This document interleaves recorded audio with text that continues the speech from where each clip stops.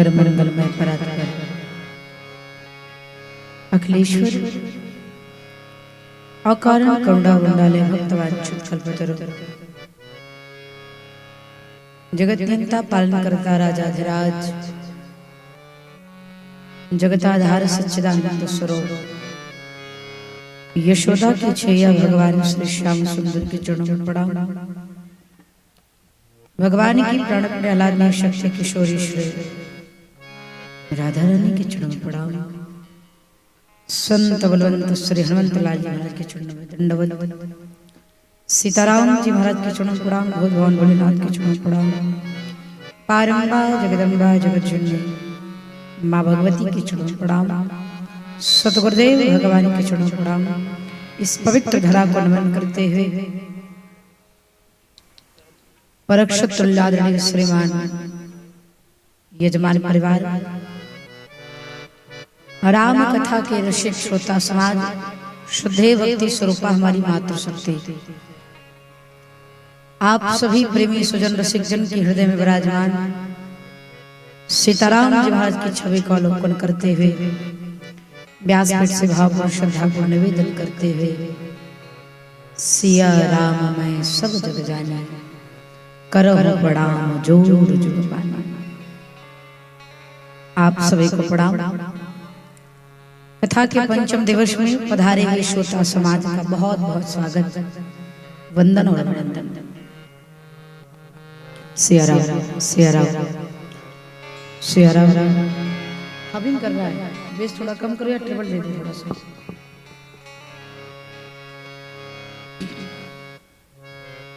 आई श्री हनुमान जी महाराज की कृपा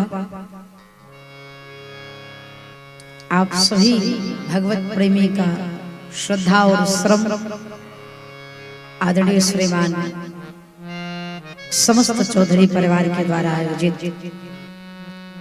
श्री राम कथा की पावन गंगा में हम गोते लगाने के लिए उपस्थित हैं। सर्वप्रथम इस व्यासपीठ से जितने श्रोता बैठे हैं दूर दराज से जो पधारे हैं, कोई 50 किलोमीटर से चलकर आया है, कोई 60 किलो, कोई 70 किलो, कोई 100 किलोमीटर से चल कर के आया है। इस व्यासपीठ से दूर दूर से पधारे हुए श्रोता के भाव को हम हाथ जोड़ करके प्रणाम करते हैं।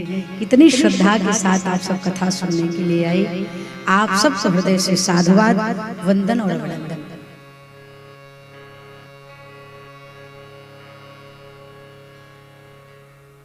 भगवान की भक्ति प्राप्त करना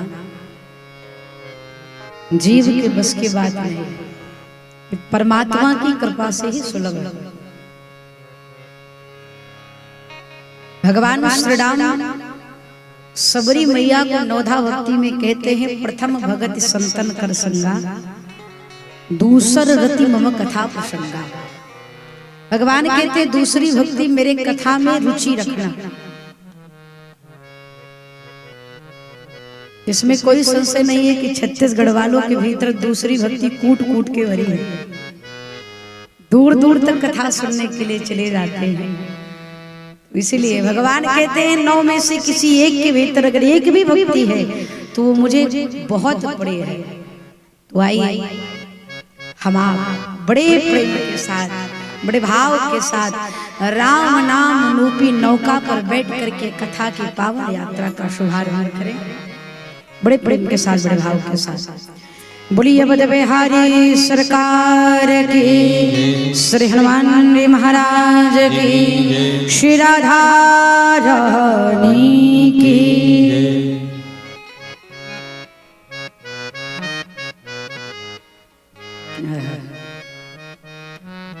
बहुत प्यारा भाव। आइए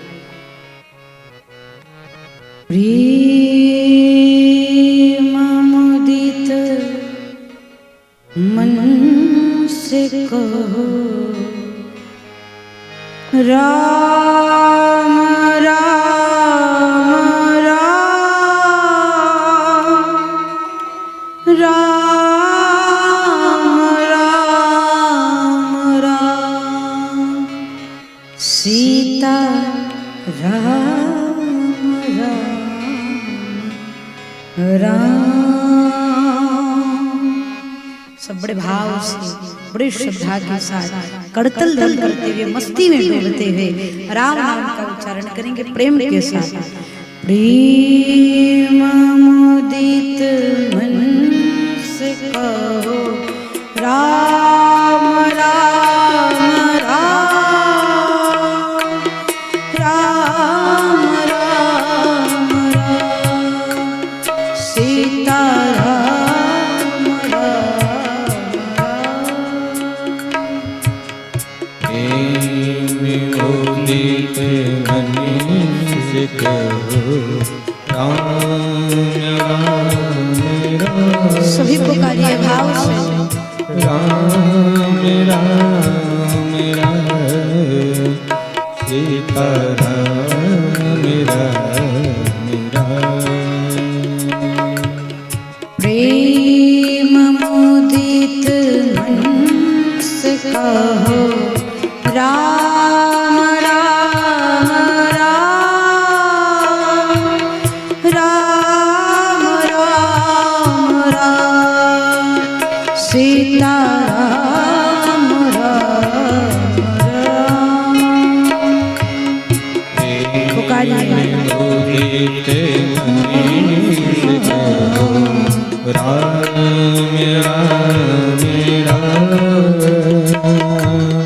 राम राम राम सीता राम राम। भाव से हरि शरण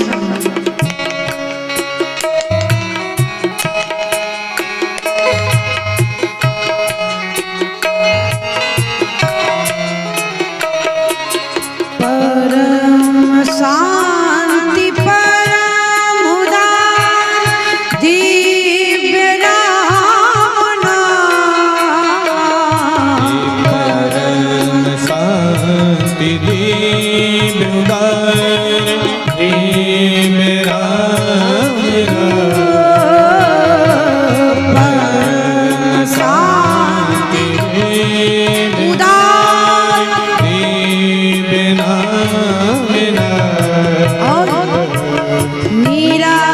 निराधार को आधार। निराधार को आधार को आधार।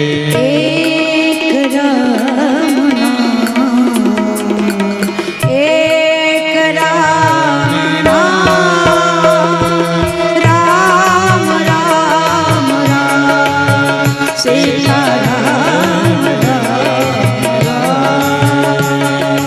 प्रेम मुदित मन से कहो राम राम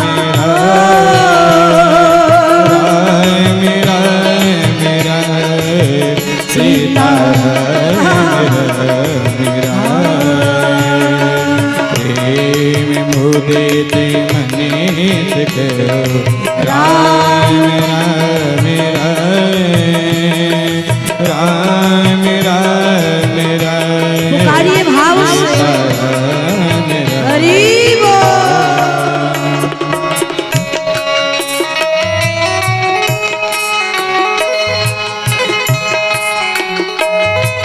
राम कहने से होता क्या है, साधक कहता है।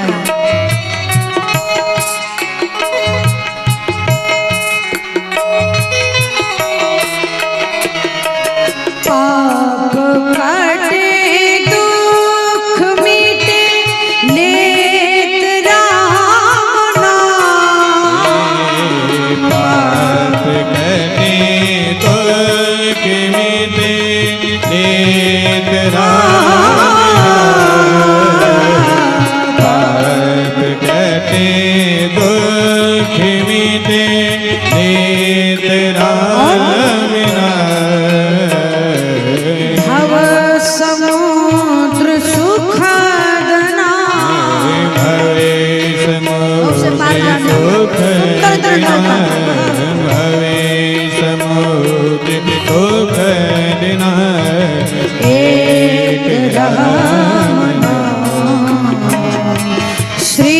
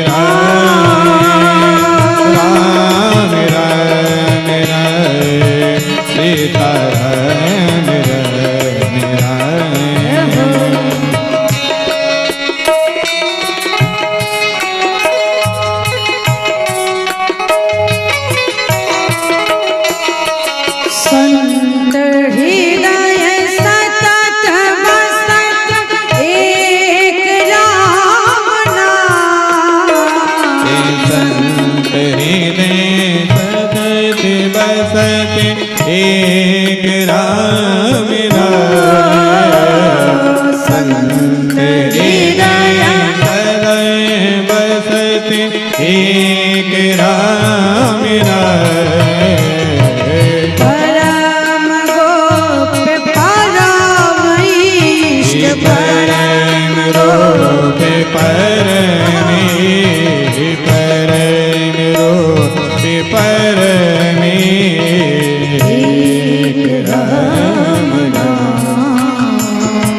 श्री राम राम श्री राम राम मेरे राम हे नमो तेरे मन उठा के दोनों हाथ कह दो राम राम राम राम हरि बोल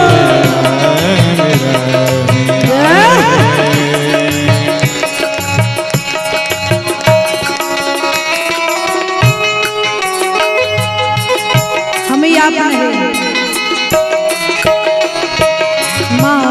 महादेव सतत जपत दिव्य राम नाम महादेव सरद जपत दीप राम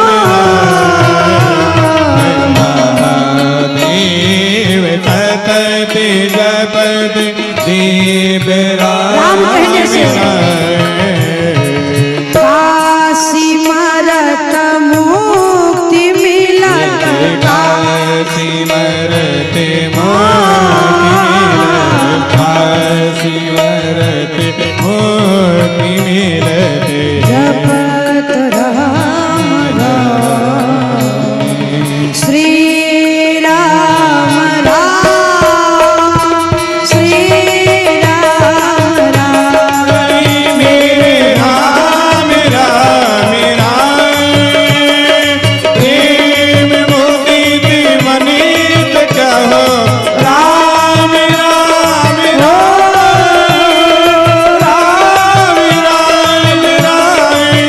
श्री राम राम प्रेम मुदित वनित कहो राम राम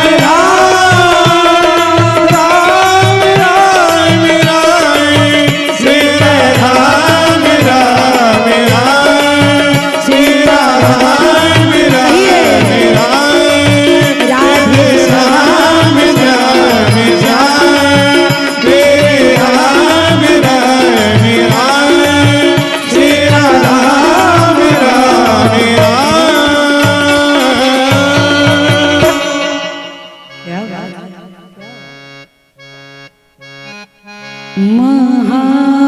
महादेव सतत जपत दिव्य राम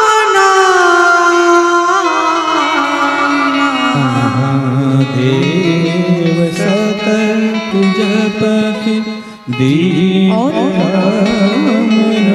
इसको कहने के बाद काशी मरत मुक्ति मिलत काशी मरत मुक्ति मिलत जपत राम राम श्री राम राम श्री राम राम सीता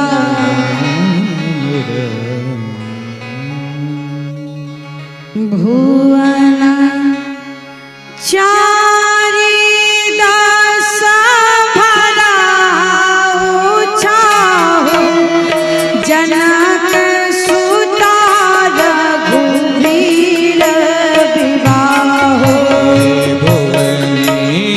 हरि रति भरयो छाहु जन के सुताए रे रघुबीर विवाह कुंवरी कुंवरी कल भावर दे नयन लाभ सब सादर ले कुंवरी कुंवरी कली भावर दे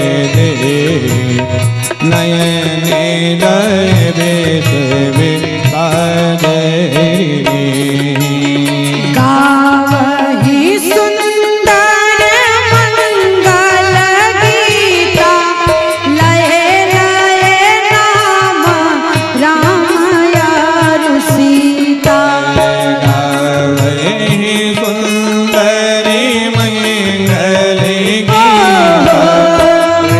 लहे राम राम सुंदर समय आया राम सिए सिर से ढूंढ दे शोभा कहीं ना जाए बिगड़े राम सिए सिर शोभा कहीं न जाए बीरते जाई न परनी मनोहर जोड़ी जब उपमा कछु गाऊं सो थोड़ी जैन मनोहर जोरी जो प्रेम सो कहे सुतोरी राम सरिस बार दुलारी न सीता समझी दशरथ जनक पुनीता राम सरिस बार दुलारी न सीता समझी दशरथ जनक पुनीता राम सरिस बार दुलारी न सीता समझी दशरथ जनक पुनीता हरे राम सिर से धूर दे शोभा कहीं ना जय बीरते जाई न बरनी मनोहर जोड़ी जो उपमा कछु कहाँ सो थोरी। विवाह भया सीताराम जी का। विवाह के बाद गुरुदेव भगवान के चरणों में प्रणाम किया।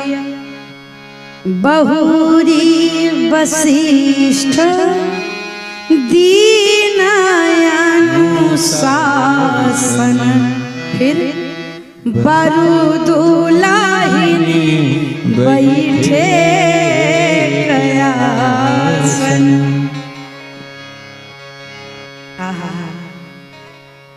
सीताराम जी का विवाह भया। राम जी का विवाह जानकी जी के साथ, लक्ष्मण जी का विवाह उर्मिला के साथ, भरत जी का विवाह मांडवी के साथ, श्री शत्रुघ्न जी का विवाह स्तुति कीर्ति के साथ संपन्न है।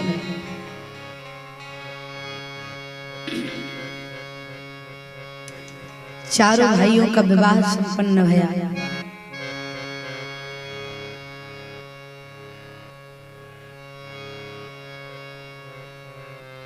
जो वैदेही, जो जानकी मिथिला के केवल नर नारी नहीं, पक्षियों को भी प्राण के समान प्रिय है। आज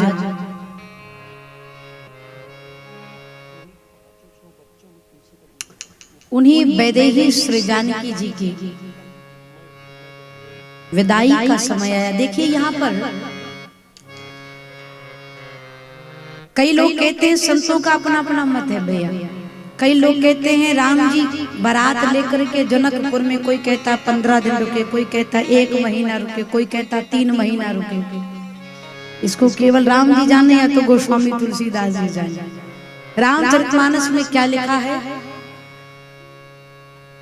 बहुत दिवस बीते यही भांति, बहुत दिन तक रहे। कितने दिन तक रहे नहीं पता, बहुत दिवस बीते यही भांति।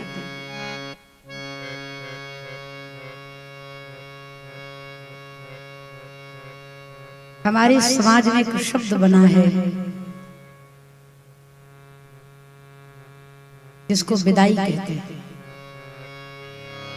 अभी अभी आधे घंटे पहले भैया जी आए थे बदरपाली से, शायद चले गए। सागर भैया शायद चले गए।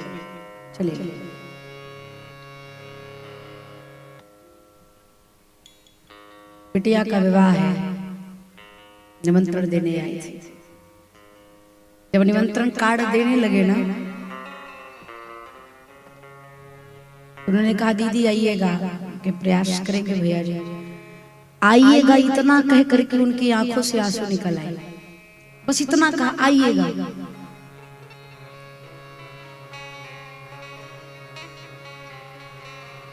बिटिया के विवाह का केवल कार्ड देने आए थे। अभी विवाह दूर है, तभी ये दशा है।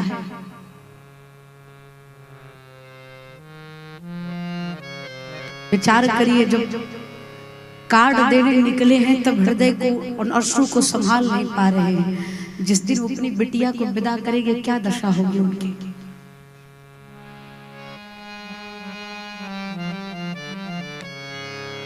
विदाई एक ऐसा शब्द है जिसमें करुणा और वेदना भरी पड़ी है। अच्छा, सुनने से भी बड़ा चोट लगता है। कोई कह दे कि आज उनकी बिटिया की विदाई है, तो हृदय रोता है। और कहूं आपको,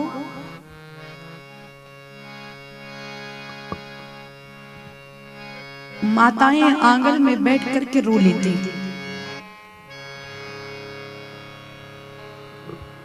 बेटियों के पास बैठ गई, गले लगा करके रो ली। लेकिन बाबूजी लोगों को रोने के लिए छुपना पड़ता है। या तो वो विदाई के समय बिटिया के आसपास नहीं रहेंगे, इतनी हिम्मत नहीं होती, इतनी ताकत नहीं है कि बिटिया को विदा करते समय पिता आसपास दिखे। प्राय आप लोगों ने, आप लोग तो जी रहे हैं उस पल को तो जानते हैं।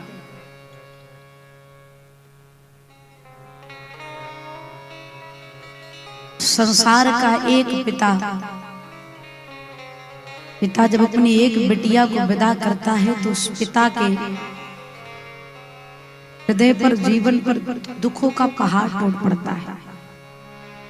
और महाराज जनक एक साथ 4 बेटियों को विदा करने जा रहे हैं। महाराज दशरथ जनक जी के पास जाते तो कहते, दीन उठी विदा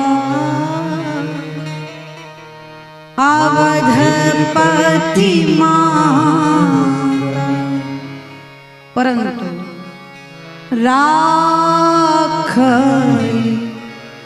जनक सहित। जाते तो श्री जनक जी महाराज के पास इस उद्देश्य से कि जाऊं तो कह दूं कि महाराज आज्ञा दीजिए। लेकिन दशरथ जी बिना कुछ बोले लौट आते। कैसे कहूं कि अपने कलेजे के टुकड़े को मेरे साथ विदा कर दीजिए। इसको कहने के लिए भी तो कलेजा चाहिए। जिस बिटिया को गोद में लाड लडाए हो, उंगली पकड़कर चलना सिखाए हो, उस बिटिया को हमेशा के लिए विदा करना सहज नहीं है।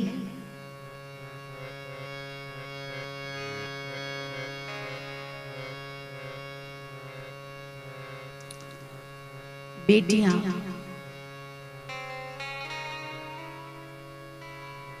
पिता की शक्ति होती है।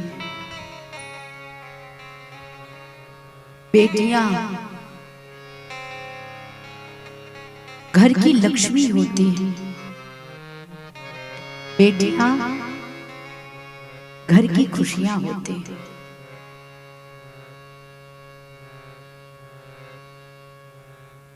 निश्चित यहाँ पर कई पिता ऐसे बैठे होंगे जिन्होंने बेटियों को विदा किया है, कई ऐसे होंगे जो भविष्य में करेंगे। इसमें कोई संशय नहीं। भैया को कहिए थोड़ी देर के लिए रुक जाए, थोड़ी देर बैठाओ। जब भजन चलने लगे भैया तभी ये सेवा करिएगा। कृपा करके जल वितरण करने वाले महानुभाव भैया जी कृपा करके स्थान ग्रहण कर लो। जब भजन चलने लगे लल्ला तो पिलाइए। बहुत सुंदर सेवा कर रहे हो आप, इनके लिए एक बार जोरदार ताली की सेवा दे दीजिए। भैया जी बड़ी सुंदर सेवा कर रहे हैं गर्मी में, बहुत सुंदर।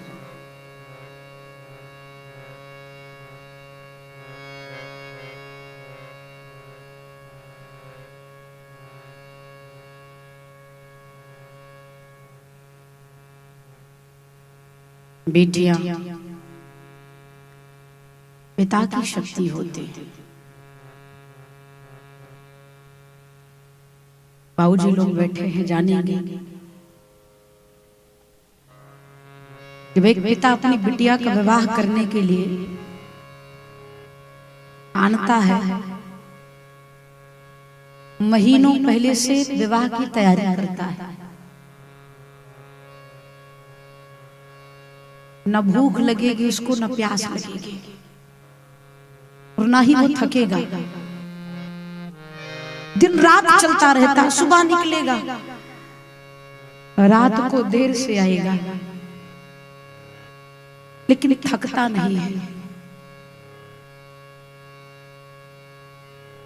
कहां से पावर आता है राम जाने। लेकिन वही पिता जब बिटिया को विदा कर देता है तो बिटिया की डोली उठने के बाद जो महीनों से न भूख लगती है उसको, न प्यास लगती है, न थकता है, बिटिया की डोली उठने के बाद ऐसा थक हार करके कोने में बैठता है कि अगर उसके बाद कोई आकर कह दे कि मेरे साथ 10 किलोमीटर दूर चले जाओ तो यही कहेगा मेरे पास हिम्मत नहीं और नहीं चल सकता। तब तक नहीं थका जब तक बिटिया की डोली नहीं उठी। बिटिया को विदा किया, बिटिया के साथ साथ पिता की शक्ति चली गई। बिटिया घर की लक्ष्मी होती है। एक निर्धन पिता जिसके पास बैंक बैलेंस नहीं, अकाउंट में पैसे नहीं, जब वो बिटिया का विवाह ठानता है ना तो ईश्वर जाने उसकी जेब में कहां से पैसा आता है, कहां से वो इकट्ठा करता है, कहां से लेता है। लेकिन जब तक बिटिया की डोली नहीं उठती तब तक उसकी जेब खाली नहीं होती। बिटिया के जाने के बाद जैसे डोली उठी वैसे जेब खाली हो गई। इतना ही नहीं, बेटियां घर की आंगन की खुशियां होती हैं। विवाह जब होने लगता है तो सप्ताह भर पहले से मेहमान के आने का संयोग बन जाता है, लोग इकट्ठा होने लगते हैं। जब तक विवाह नहीं होता सब लोगों का आना जाना लगा रहता है, बड़े हर्षोल्लास से लोग विवाह का तैयारी करते, आनंद लेते। लेकिन जैसे बिटिया की डोली उठी, बिटिया विदा भई, मेहमान लोग भी अपना अपना बैग तैयार करने लगते। किसी से कह दो भैया 2 दिन और रुक जाइए तो उसके मुंह से यही शब्द निकलेगा, अब तुम्हारा आंगन सोना लग रहा है। अब रहने की इच्छा नहीं हो रही है। एक बिटिया जब विदा होती है तो एक बिटिया के साथ साथ उस आंगन से बहुत चीज विदा होता है। पिता का प्रेम, माँ का सहारा, भाई का साथ,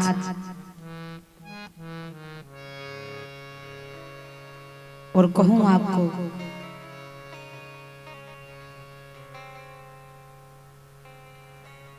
इसमें कोई संशय नहीं है कि माताओं को अधिक पुत्र प्रिय होता है, लेकिन पिता को सबसे अधिक बिटिया ही प्रिय होती है। क्यों ना हो? अगर कहीं से वो धूप से चल करके आएंगे ना, तो बेटा ग्लास में पानी लेकर नहीं आएगा कि बाबूजी पानी पी लीजिए। मुरझावा हुआ चेहरा देख करके बिटिया ही कहेगी बाबूजी पानी पिएंगे क्या?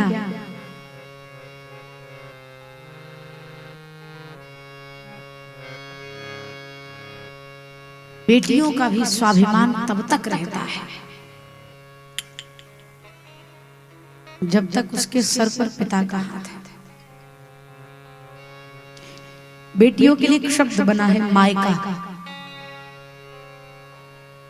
मायका, यद्यपि मायका जो शब्द है वो माँ के नाम से है, मायका, लेकिन कहूं मैया, मायके में एक बिटिया का अधिकार तब तक रहता है जब तक उसका पिता जीवित रहता है। मायके का आंगन तब तक उसका अपना आंगन रहता है जब तक उसका पिता जीवित है। अगर पिता जीवित है तो बिटिया जब मायके आएगी तो घर में बड़े स्वाभिमान के साथ, बड़े अधिकार के साथ प्रवेश कर जाती है। उसको लगता है कि इस आंगन पर अभी भी मेरा अधिकार है।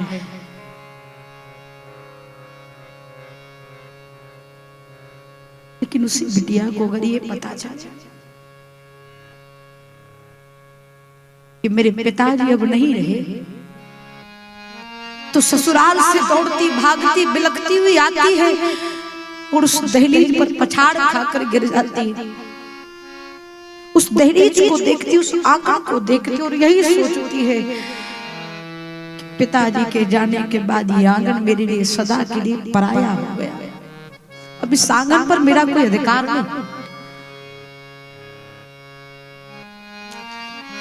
बेटी का स्वाभिमान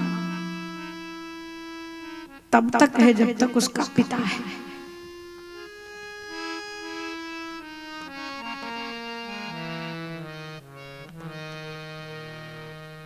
और कहो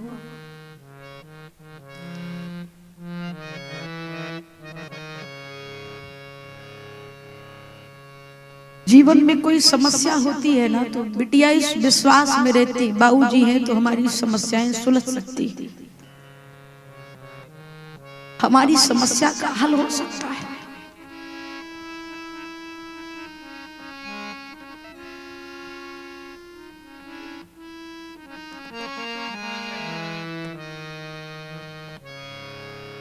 आज महाराज जनक एक साथ में चार बेटियों को विदा करने जा रहे हैं। सतानंद जी जनक जी के पास जाकर कहते, महाराज जिस दुख और पीड़ा से आप भागना चाहते हैं उस दुख को आपको स्वीकार करना पड़ेगा। बेटियां वो तुलसी हैं, वो पुष्प हैं, वो वृक्ष हैं जो लगती तो अपने आंगन में है लेकिन छाया किसी और के आंगन में प्रदान करती।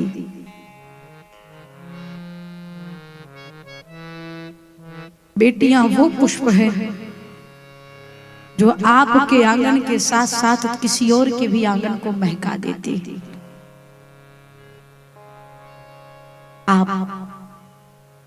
आप श्री जी की विदाई का प्रबंध करिए, श्री जनक जी महाराज जो वैदेहपति हैं, ज्ञानी हैं, ऐसे महाराज जनक निवास में सूचना भिजवाई। श्री सुनैना मैया ने श्री किशोरी जी का श्रृंगार किया। जब श्री जानकी जी का श्रृंगार किया तो श्रृंगार करने के बाद सीता मैया ने मां के चरणों में प्रणाम करते हुए कहा, मां ससुराल जा रही हो, मां कृपा करके मुझे बताओ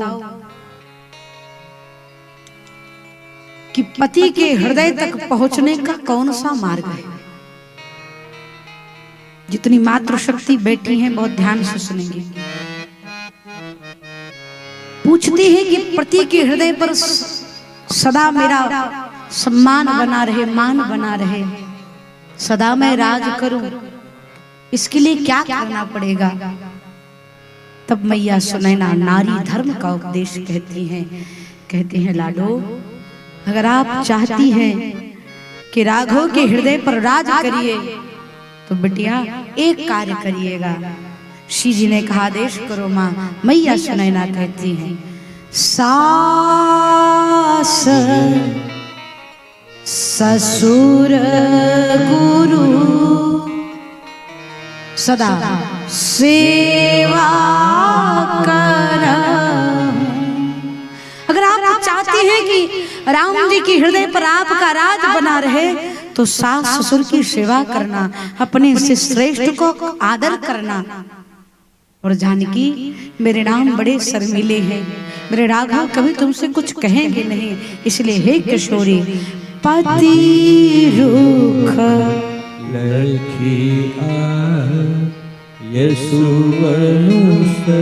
मेरे राम जी कभी तुमसे कुछ कहेंगे नहीं, इसलिए हे जानकी उनके मन की बात को, उनके रुख को देख करके समझ जाइएगा कि वो चाहते क्या है। पत्नी वही श्रेष्ठ जो हृदय की बात को समझ लाए, समझ जाए। श्री सुनैना मैया जानकी जी को उपदेश करती हैं। देखिए जगत जननी जगदम्बा को उपदेश दे रही है कि सास ससुर की सेवा करिएगा, अपने से श्रेष्ठ जनों का आदर करिएगा। और बिटिया अब तक तुम जिस कुल में तुम्हारा जन्म भया था उस कुल का नाम है निमि कुल, लेकिन जानकी आज के बाद तुम्हारे कंधे पर निमि कुल के साथ साथ रघुकुल की परंपरा का भी भार आ गया है। बिटिया दोनों कुल की मर्यादा का ध्यान रखना एक माँ का ये कर्तव्य है जो मैया सुनैना कर रही है। और समझाती है ये आपका मायका है, आप जहाँ जा रही हैं वो आपका ससुराल है।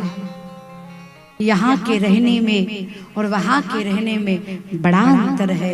इसलिए किशोरी बड़ी सुंदर बात शिक्षा देती है। मानिए दुलारी मेरा कहना, इस भांति रहना, जाके ससुराल में सब कुछ पड़ेगा बेटी सहना, पर कुछ मत कहना, जाके ससुराल में छोड़ के चली है बेटी बाबुल का अंगना, छोड़ के चली है बेटी बाबुल का अंगना, संग की सहेली तेरे जाए कोई संगना, संग की सहेली तेरे जाए कोई संगना, अपने घर की आन मान रखना बेटी स्वाभिमान, अपने घर की आन मान रखना बेटी स्वाभिमान। और लज्जा है बेटी तेरा गहना इस भांति रहना, जाके वहां पर सब कुछ पड़ेगा बेटी सहना, पर कुछ मत कहना, जाके ससुराल। और कंठ श्री कंठ तेरा कोयल के समान होवे, मधुर तेरा कोयल के समान होठों की लाली तेरी मधुर मुस्कान होवे, होठों की लाली तेरी मधुर मुस्कान होवे, भलाई की बिंदिया तेरी नेक की नथनिया तेरी, भलाई की बिंदिया तेरी नेक की नथनिया तेरी, बोलना मधुर जैसे मैना इस भांति रहना, जाके ससुराल में सब कुछ पड़ेगा बेटी सहना, पर कुछ मत कहना, जाके ससुराल। मैया सुनना समझाई, श्री जी का श्रृंगार भया, विदाई का समय आया तो मैया सीता कहती हैं जाते जाते एक बार पिताजी का आशीर्वाद लेना चाहते थे। महाराज जनक रनिवास से दूर जाकर के बैठे सोचते हैं कैसे किशोरी जी के सम्मुख जाऊं। दूत ने जाकर के कहा महाराज लाडली आपका दर्शन करना चाहते हैं।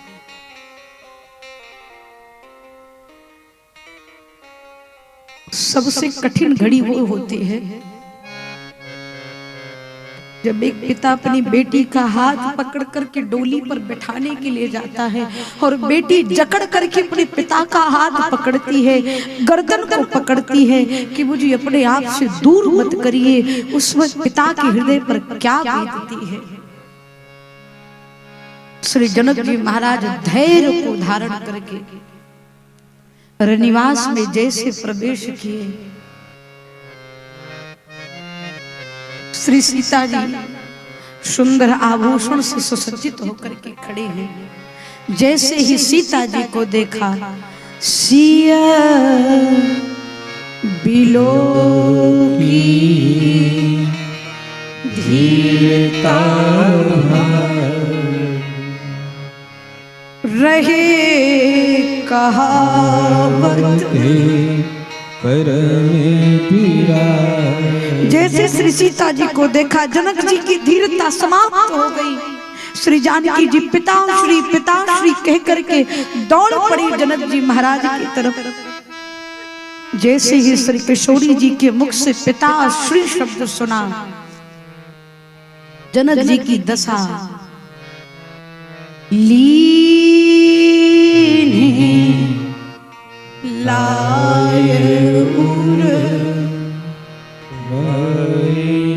हृदय से लगा लिया जनक जी महाराज ने किशोरी जी को। मिट्टी महामरी जादे ज्ञानी बाराही मारा सुतावर लाई बारही बारी सुतावर लाई सजी सुंदर पालकी। श्री जनक जी बार बार श्री जी को हृदय से लगाई, हृदय से लगा करके पालकी आई। मानो जनकपुर में करुणा ने आकर डेरा डाल दिया। पिंजड़े में बंद पक्षी भी कहते हैं मुझे छोड़ दीजिए, मुझे अपनी वैदेही के साथ जाना है, मुझे अपनी किशोरी के साथ जाना है। फड़फड़ा रहे हैं नर नारी, विरह की सागर में डूबे हैं। प्रेम विवश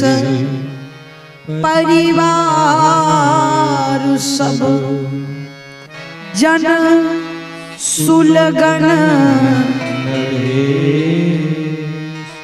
कुंवरी चढ़ाई पाल।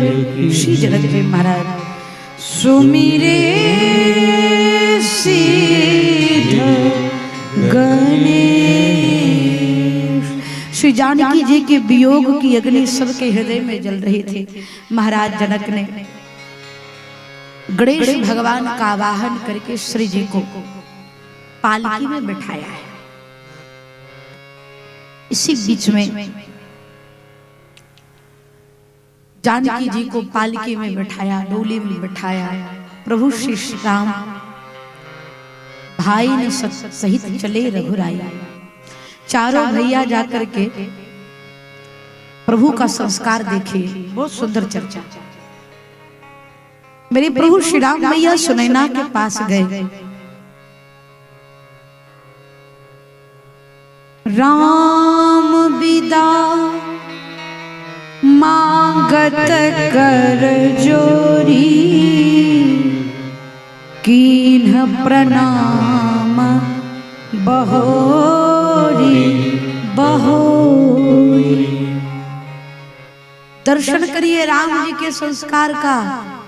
प्रभु श्री राम मैया सुनैना के पास गए, चरणों में प्रणाम किया। कीन प्रणाम बहोरी बहोरी।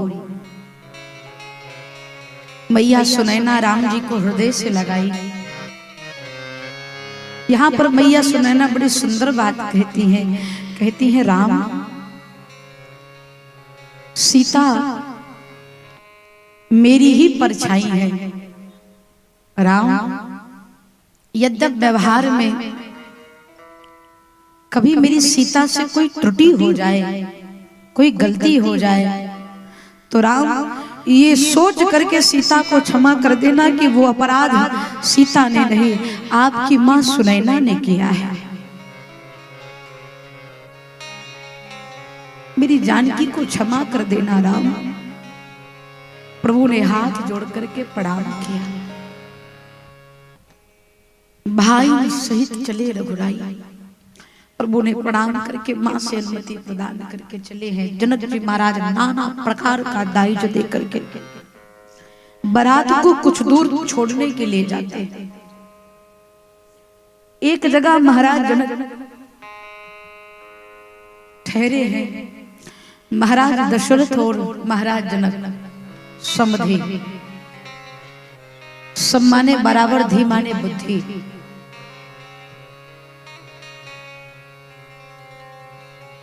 जिसकी बुद्धि बराबर हो, परस्पर प्रेम हो, वही है समधि। महाराज जनक के सामने, दशरथ जी के सामने श्री जनक जी महाराज हाथ जोड़कर खड़े हुए। पिता बेटी के पिता है।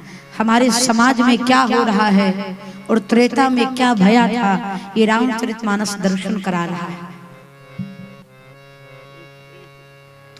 कहूं आपको, कृपा करके सबका ध्यान व्यासपीठ की तरफ हो।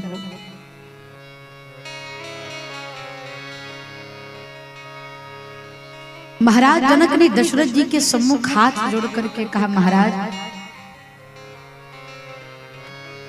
ये जनक एक छोटा राजा था, छोटा, लेकिन महाराज दशरथ के सम्मुख हाथ जोड़कर कहते हैं कि आपने मुझसे संबंध जोड़ करके महाराज आपने मेरी प्रतिष्ठा बढ़ा दी, मेरा मान बढ़ा दिया। महाराज जनक कहते हैं, करो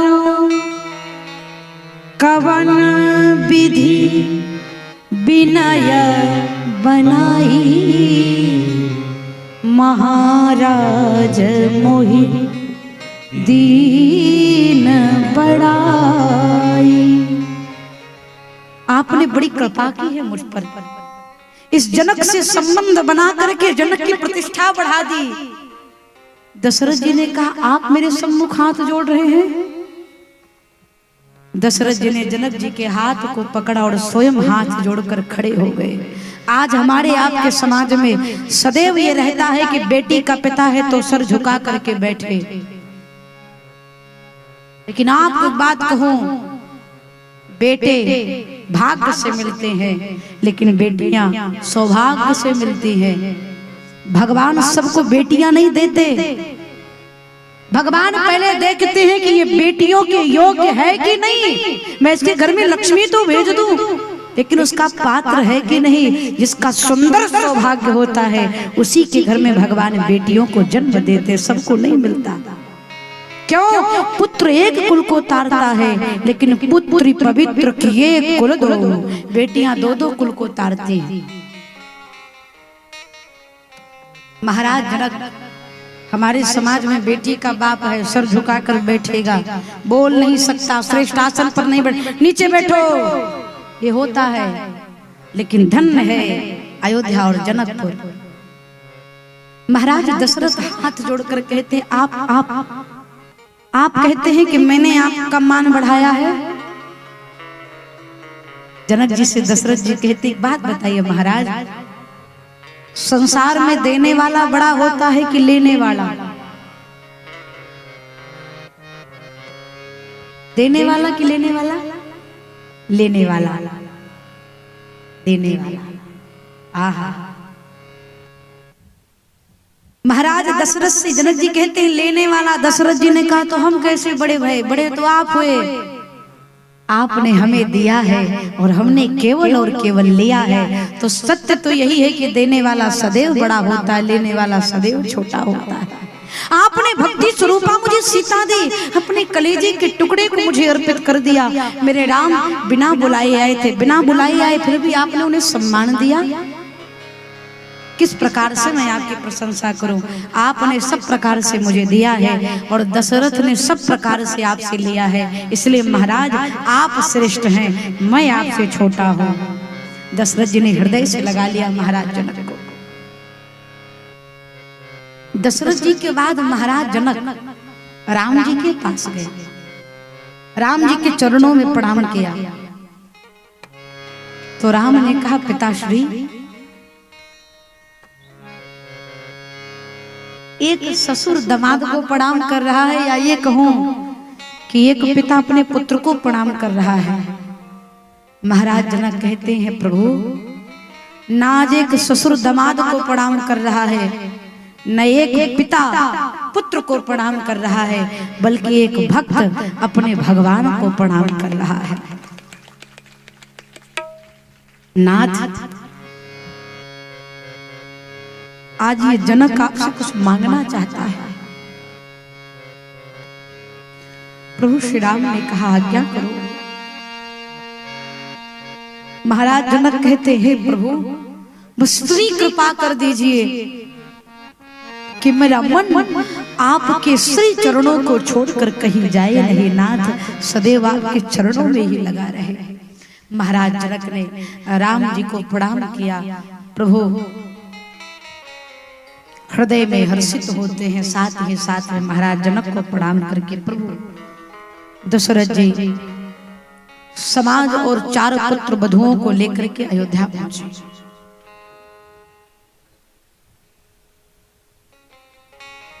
अयोध्या पहुंचने के बाद तीनों माताओं ने सुंदर आरती की थाली सजाकर के 4 पुत्र वधुओं का स्वागत किया। अयोध्या का दर्शन करिए। जब 4 पुत्र वधुएं आई ना, आंगन में बैठी है, मुंह दिखाई भई। मैया कौशल्या का जब बारी आई तो मैया कौशल्या ने श्री जी के मुखारविंद को देखने के बाद कहा कि जानकी, मेरे जीवन में राम से बड़ा अनमोल कोई धन नहीं है, और आज ये कौशल्या राम को सदा सर्वदा के लिए आपको समर्पित करती है। मैया कैकेयी ने श्री जी को मुख दिखाई में कनक भवन दिया। और श्री सुमित्रा मैया ने श्री जी के मुख दिखाई में श्री लक्ष्मण जी को सदा के लिए सेवा के लिए निवृत्त कर दिया, सेवा के लिए समर्पित कर दिया। सारा कार्य भया। तीनों महारानी माताएं बैठी है, महाराज दशरथ बैठे हैं, चारों पुत्र बैठे, पुत्र वधुएं बैठी हैं। यहाँ पर बड़ी सुंदर बात मैया कह दशरथ जी से पूछती हैं, महाराज आप इतनी भारी संख्या समाज के साथ जनकपुर गए थे, कहीं आपकी वजह से महाराज जनक को कोई कष्ट तो नहीं हुआ? धन्य है मैया कह जो ये पूछ रही हैं कि आपकी वजह से एक बेटी के पिता को कोई कष्ट तो नहीं हुआ। लेकिन अगर आज का समाज देखा जाए भैया, तो आज बारात लौट करके आती तो पत्नी सबसे पहले अपने पति से कहती है 10 लाख देने के लिए कहा था, पूरा दिया कि नहीं दिया? ना दिया हो तो आज से बहू के ऊपर क्रोध शुरू करूं? हाँ, ये नहीं पूछेगा कि आपकी वजह से कहीं उस बेटी के बाप को कोई कष्ट तो नहीं हुआ। लेकिन महाराज दशरथ ने जैसे कैकेयी मैया ने प्रश्न किया, महाराज दशरथ लगी प्रशंसा करने। और जब पिता की प्रशंसा होती है, मायके की प्रशंसा होती है, तो बेटियां ससुराल में भी रह करके लगता है कि मैं अपने मायके में हूं। बेटियां सब कुछ बर्दाश्त कर सकती हैं ससुराल में, लेकिन अपने पिता की निंदा नहीं बर्दाश्त कर सकती, अपने मायके की बुराई बर्दाश्त नहीं कर सकती। इतना ही नहीं, महाराज दशरथ तीनों माताओं को संबोधित करते हुए कहते हैं, कौशल्या बधुआ लरी काने परे घर आई राखे वो नयना पलक की अनाए बधुआ लरी काने। महाराज दशरथ कहते हैं, ये बेटियां अपने घर को छोड़कर, अपने माता पिता को छोड़कर, अपना परिवार छोड़ करके, अपना सर्वस्व छोड़ करके दूसरे के घर आई हैं, अस्तु हमारे आपके यहाँ आई है। महारानी इनको इतना प्रेम दीजिएगा, इतना प्रेम दीजिएगा, इतना दुलार दीजिएगा कि इनको अपने मायके की याद ना सताए। क्या सुंदर संकेत है। आंखों के सामने कोई उंगली ले जाता है ना, दिखाता भी है ना, तो सबसे पहले पलकें झपक जाती हैं। क्यों? कहीं भीतर नेत्रों को कोई चोट न पहुंचा दे। तो श्री दशरथ जी कहते हैं, जिस प्रकार से आंखों की पुत्री की रक्षा ये पलकें करती हैं, उसी प्रकार से चारों बेटियों को बहू नहीं पुत्री बना करके रखना है। और कौशल्या इतना प्रेम देना है, इतना प्रेम देना है कि नहीं ये ना लगे कि मैं ससुराल में हूँ कि मायके में हूँ। स्वभाव में लाइए भैया, एक बेटी के लिए आसान नहीं है अपना घर छोड़ करके दूसरे के घर में जाना। घर छोड़ती है, नाम छोड़ती है, अपना स्वभाव छोड़ती है, अपने नखरे छोड़ती है, अपना पोशाक छोड़ती है, बहुत कुछ छोड़ करके तब ससुराल जाती है। और जब बेटी ससुराल आवे ना, इतना प्रेम दीजिए, इतना प्रेम दीजिए। यूं कहूं कि ससुराल में आने के बाद बिटिया को इतना प्रेम दीजिए कि मायके का मोबाइल नंबर भूल जाए, इतना प्रेम दीजिए। कब मिलेगा मैया?